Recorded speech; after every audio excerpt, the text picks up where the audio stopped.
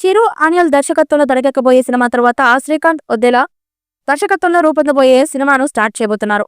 ఆ తర్వాత Dasara director Srikanth ఓదెలతో movie చేయనున్నారు. ఇది చిరంజీవి 158వ చిత్రంగా రాబోతోంది. అయితే తాజాగా ఈ ప్రాజెక్టుకు సంబంధించి ఓ వార్త వైరల్ అవుతోంది. చిరుతో సినిమా అంటే మామూలు విషయం కాదు. అందుకే శ్రీకాంత్ ఈ చిత్రం కోసం గట్టిగానే ప్లాన్ చేస్తున్నట్టు తెలుస్తోంది. ఇక పాన్ ఇండియా లెవెల్లో తెరకెక్కబోయే ఈ సినిమాలో భామలు రంగంలోకి దించేందుకు ప్లాన్ చేస్తున్నారు.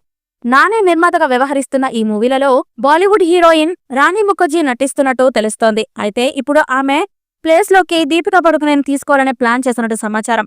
ప్రభాస్ కల్కి మూవీలో తెలుగు ప్రేక్షకులకు దగ్గరైన దీపిక మరి చిరంజీవి కోసం ఈ సినిమాకు ఓకే చేస్తుందా లేదా అనేది వేచి చూడాలి. ఎందుకంటే ప్రెసెంట్ ఈ అమ్మడు చేతిలో కూడా వరుస చిత్రాలు ఉన్నాయి. ఈ వీడియో కనుక మీకు నచ్చినట్లయితే లైక్ చేయండి, షేర్ చేయండి, కామెంట్ చేయండి. మరిన్ని అప్డేట్స్ కోసం మన ఛానల్ సబ్స్క్రైబ్ చేసుకొని పక్కనే ఉన్న గంట సింబల్ని గట్టిగా కొట్టండి.